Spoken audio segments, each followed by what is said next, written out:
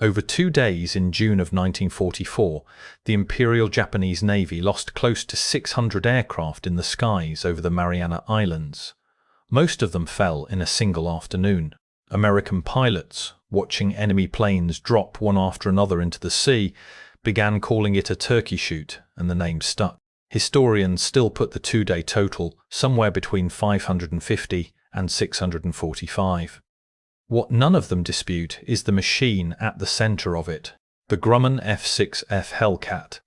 The Hellcat did not down all 600 by itself. Shipgunners, the airfield on Guam, and fuel-starved engines each claimed a share. But over those 2 days, the Hellcat destroyed the last trained carrier air groups the Japanese fleet had, and Japan never put them back together. The Mariana Islands sit in the Central Pacific, roughly 1,300 miles from the Japanese home islands. By the summer of 1944, they had become the most important stretch of ocean in the war, and both navies understood exactly why. From airfields on Saipan, Tinian, and Guam, the new American B-29 bomber could reach Tokyo and the industrial heart of Japan. Holding the Marianas kept the home islands out of range. Losing them meant the war would come to Japanese cities from the air.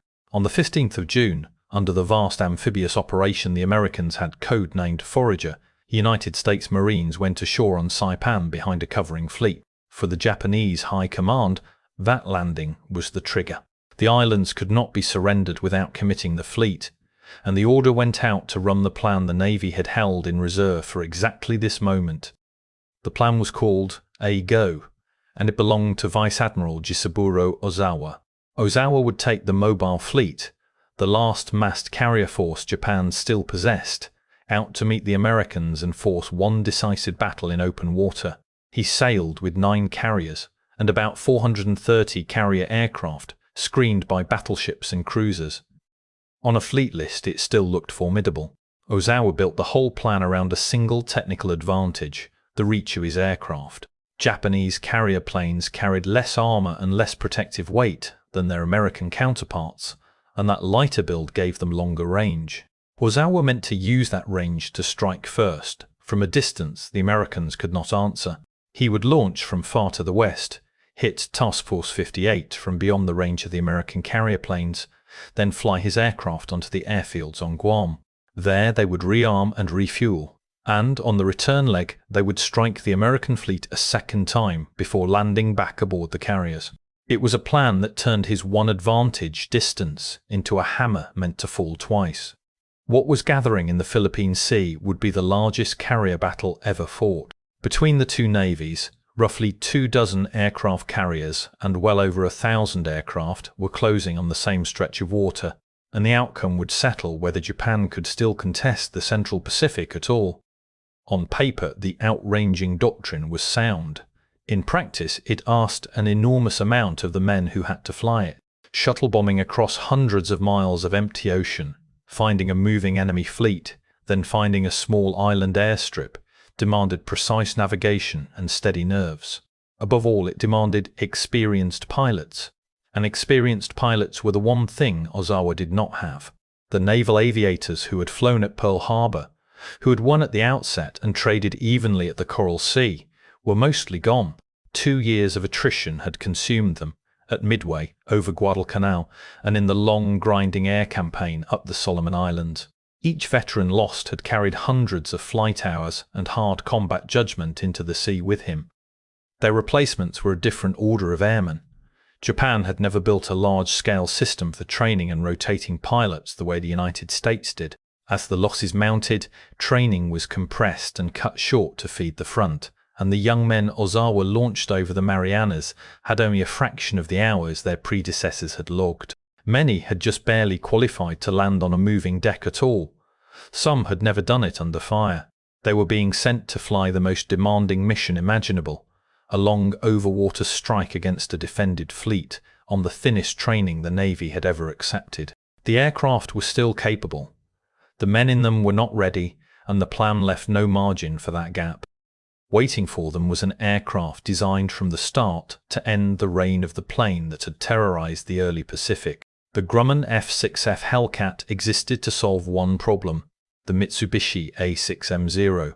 In the first year of the war, the Zero had outclassed almost everything the Allies flew. It was light, it climbed well, and above all it turned inside anything in the sky. A pilot who tried to dogfight a Zero on its own terms usually lost. Grumman studied the problem and refused to answer agility with agility. Instead, the company built a bigger, heavier, far more powerful fighter and taught its pilots a completely different way to fight. The F6F-5, the version flying in strength over the Marianas, was a large single-seat fighter wrapped around a Pratt & Whitney Double Wasp radial engine. That engine produced about 2,000 horsepower and closer to 2,200 when water injection was cut in for a short burst of emergency power. The Hellcat's top speed was about 391 miles per hour. Its service ceiling reached roughly 37,300 feet, high enough to climb above an incoming raid and wait there with the advantage of altitude in hand. In a dive, it could accelerate toward 490 miles per hour, well beyond anything a Zero could safely follow. In each wing, it carried 3 50 caliber machine guns, 6 in all, a heavy battery that could tear a lightly built airframe apart in a single short pass. All of that came at the cost of weight. The Hellcat ran to around 9,000 pounds empty, and that mass was exactly why it could not turn with a Zero. But the same weight bought the things that kept American pilots alive. Behind the seat sat a slab of armor plate. The fuel tanks were self-sealing, lined with layers of rubber that closed over a bullet hole before a leak could catch fire. The Zero had neither. It bought its agility by leaving armor and tank protection out, which made it nimble and made it burn. Against 650 caliber guns, one well-aimed burst was often all it took.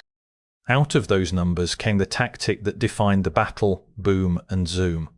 A Hellcat pilot used altitude and dive speed as his weapons. He fell on a Japanese formation from above, fired in one high-speed pass, and used his own momentum to climb straight back up out of reach before the more agile Zero could turn to face him. He never circled. He never tried to match the turn. When Zeros closed in, pairs of Hellcats flew a weaving pattern that let each pilot cover the other's tail. Flown that way by men with real training, against opponents who had almost none, the Hellcat was close to unbeatable. The Marianas would prove it at a scale no one had seen before.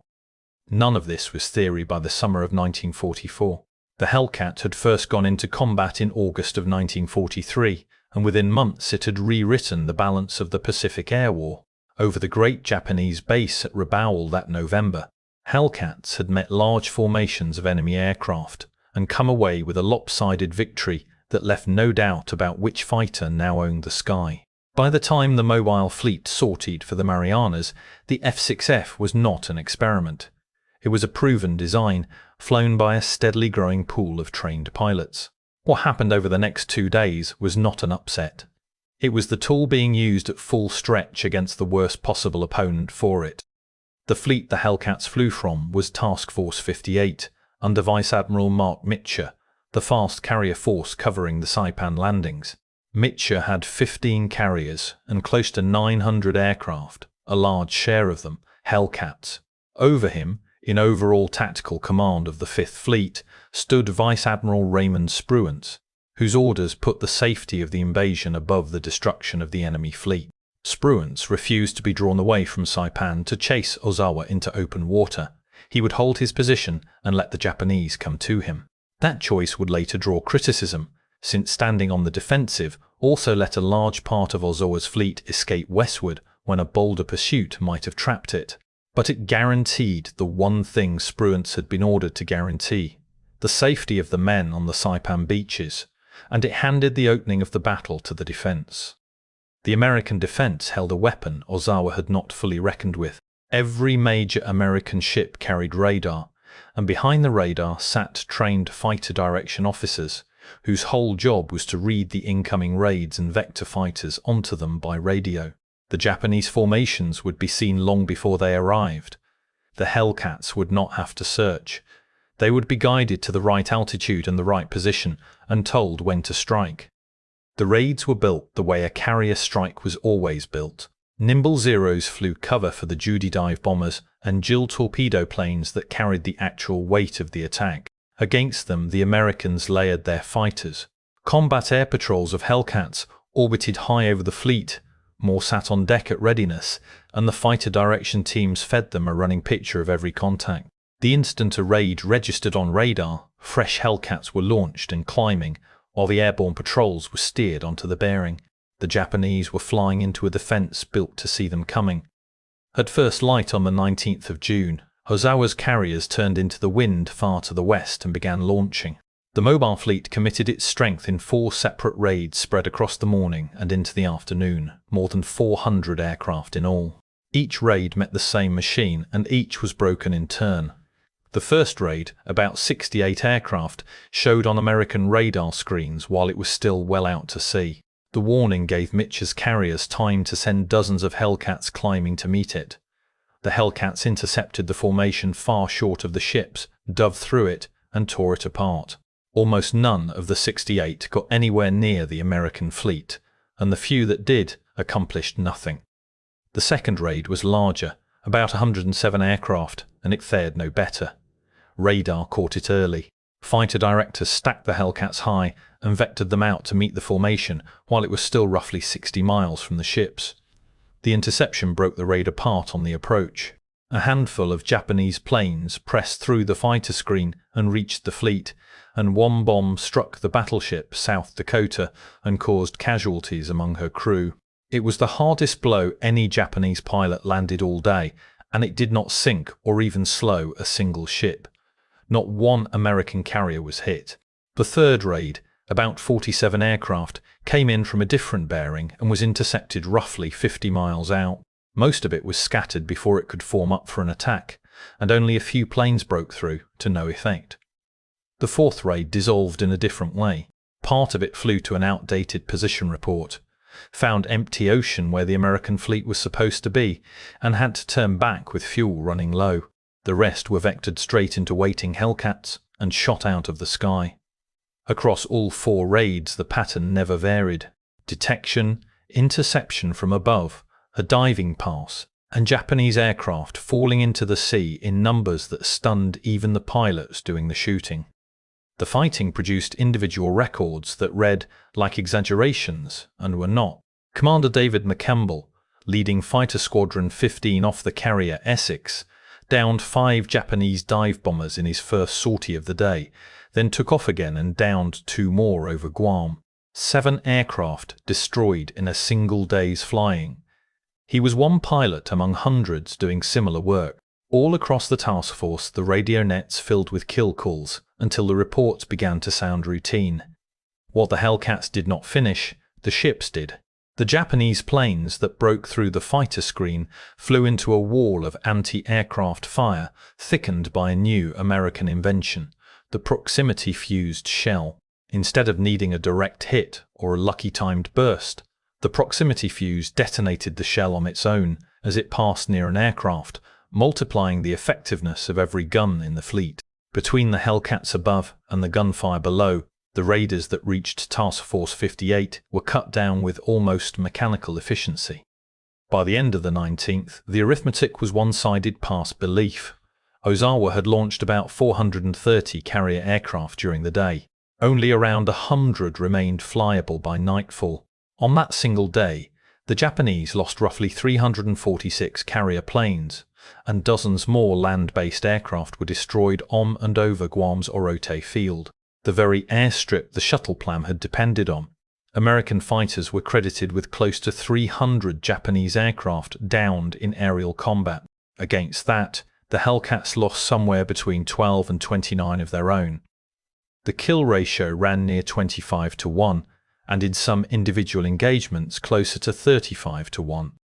This is where honesty has to separate the headline from the machine. The Hellcats downed close to 300 aircraft in the air on the 19th. They did not account for all 600 lost across the 2 days. Ship anti-aircraft fire, sharpened by those proximity-fused shells, claimed a portion of the raiders that got past the fighters.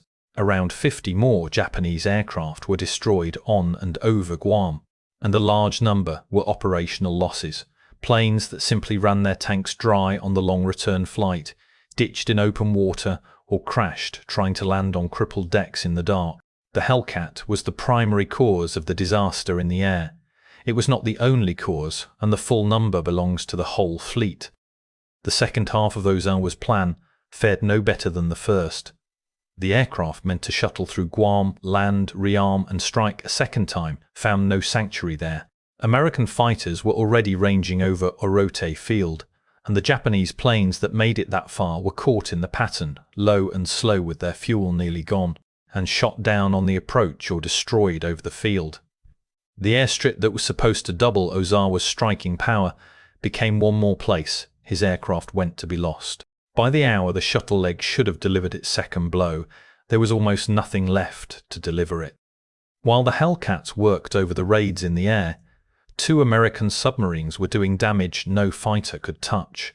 Beneath Ozawa's own formation, the submarine USS Albacore had slipped inside the screen and lined up on the flagship Taiho, the newest and largest carrier Japan had ever built. Albacore fired a spread of 6 torpedoes. Most missed or were evaded, and one Japanese pilot deliberately dove his own aircraft into a torpedo's path to shield the ship. But one torpedo ran true and struck Taiho. At first the hit looked almost survivable. Taiho held her speed and kept operating. The torpedo had ruptured aviation fuel lines though, and volatile fumes began to build below deck. An inexperienced damage control officer ordered the ventilation system run at full power to clear the vapour, and instead pushed the explosive mixture through the entire ship. Hours after a single torpedo hit, Taiho tore herself apart in an internal explosion and sank. Ozawa lost his brand new flagship not to a bomb or a shell, but to one torpedo and a fatal mistake in the compartments below. About 3 hours after Albacore's attack, the submarine USS Cavalla, out on her first war patrol, threaded inside the Japanese screen and found a second target, the carrier Shokaku, a veteran of the Pearl Harbor strike, caught in the act of recovering her aircraft. Cavalla closed to short range and fired 6 torpedoes, hitting with 3. The torpedoes opened her fuel tanks and started fires that spread through the ship until they reached a bomb magazine. Shokaku blew apart and went down. The distinction matters, and it is easy to lose inside the drama of the air battle. 2 of the 3 Japanese carriers sunk in this battle, including the flagship, were destroyed by submarines firing torpedoes, not by aircraft. The Hellcats destroyed the air groups. The submarines Albacore and Cavalla sank the ships those air groups had flown from. By nightfall on the 19th, Ozawa had been forced off his sinking flagship and was directing what was left of the mobile fleet from the carrier Zuikaku, barely 100 aircraft still able to fly. What made the day stranger still was that Ozawa did not yet grasp what had happened to him. His pilots had radioed back reports of hits, and many of the aircraft that never returned had, he believed, simply flown onto the fields on Guam and Rota as the shuttle plan intended. He expected them to refuel, rearm and rejoin. In truth, almost none of them existed anymore. Working from that false picture, Ozawa spent the night still convinced he held hundreds of aircraft in reserve, and he began sketching out fresh strikes for the days ahead. He was planning attacks with an air arm that had already ceased to exist. The 20th of June belonged to the pursuit. With the invasion at Saipan no longer in danger, Spruance released Mitcher to chase the retreating mobile fleet westward. For most of the day, the American scout planes could not find it. Ozawa had a long head start. An hour after hour of searching burned away daylight the Americans could not spare. The sighting finally came late in the afternoon. A scout reported Ozawa's fleet roughly 275 miles to the west, near the extreme edge of what the American strike aircraft could reach. The sun was already low.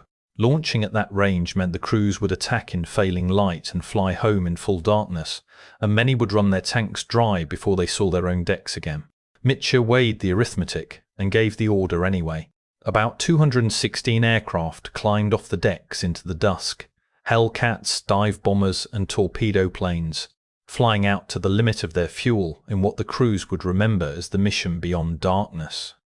They found Ozawa's fleet as the last light drained out of the sky. In a short, violent attack, the Americans pushed through anti-aircraft fire and the few defending fighters the Japanese could still put up. The carrier Hiyo took the fatal blow. 4 TB-F Avenger torpedo planes from the light carrier USS Belleau Wood balled in at low level, and one of their torpedoes struck home. The hit set off a gasoline vapor explosion inside the hull. Hiyo burned, lost way, and sank. Unlike the two carriers lost the day before, Hiyo was sunk by carrier aircraft, the third and last Japanese carrier to go down in the battle.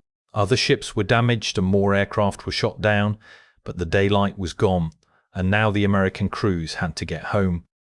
The flight back became the hardest ordeal of the whole battle for the Americans. More than 200 aircraft, many shot up, all low on fuel, were strung out across a black ocean trying to find a fleet that had gone dark for fear of prowling submarines. Engines began to cough and quit. Pilots who had never made a night carrier landing were suddenly being asked to do exactly that, exhausted, running on fumes with no horizon to steer by. Mitchell made the decision the battle is remembered for. He ordered Task Force 58 to turn on the light. Against every rule of nighttime blackout, against the real risk of submarines waiting in the dark, the carriers switched on their deck lights. The escorts fired star shells overhead and aimed searchlights straight up into the sky, and the entire task force lit itself like a city so the returning flyers could find home. It was a deliberate gamble with the safety of the ships, made to save the men in the air. For the better part of 2 hours, the sky over Task Force 58 was a slow-motion emergency. Planes came in from every bearing at once, some with dead engines and gliding, others stacking up over decks that could not take them fast enough. A number simply sat down in the water in clusters near the escorts, their crews climbing out into rafts as destroyers moved in to pull them aboard. The same lights that guided the flyers home lit the wreckage on the water, and the searchlights and star shells stood visible for miles across the dark. It mostly worked, though it was not free. Around 80 American aircraft were lost that night, the great majority not to the enemy, but to fuel exhaustion and crashes on and around the decks. Some pilots put down on the first flight deck they could reach, whether or not it was their own ship. Many more ditched in the water alongside the escorts and were pulled out. About 165 aircraft were recovered. Destroyers spent that night and the following day combing the sea for downed crews, and most were found. In the end, roughly 109 American airmen were lost across the whole operation. Most of the men who had flown out on that dusk strike came home, even though most of their aircraft did not. By the 21st of June, Ozawa was in full retreat toward Okinawa. The mobile fleet had sortied with about 430 carrier aircraft. It withdrew with something on the order of 150. 3 of its carriers lay on the bottom, among them the newest flagship and a veteran of Pearl Harbor. But the ships and the airframes were not the loss that could never be made good. Japan could still build hulls, and its factories could still turn out aircraft. What it could not replace were the trained air crews, the pilots and the skilled deckhands and mechanics who had gone down over 2 days. Each of them stood for years of instruction, and no factory produces that on any schedule that matters in a war. The contrast with the American system was the whole story. The United States pulled its combat veterans off the line and sent them home to teach, so that every hard lesson learned in the Pacific was handed to the next class of pilots before it could be lost. Japan, short of aircrew from the start, kept its veterans at the front until they were gone, and with them went the knowledge that might have trained a recovery. After the Marianas, there were too few of either left to matter. The proof came only 4 months later, when the Japanese carriers next sailed in force at the Battle of Leyte Gulf in October. They sailed with nearly empty flight decks, and they sailed as bait.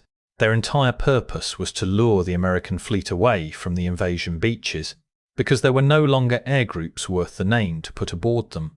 The Marianas had not just cost Japan planes and ships, it had removed carrier aviation from the war as an offensive force, and it never returned. The consequences reached past the fleet and into the Japanese government itself.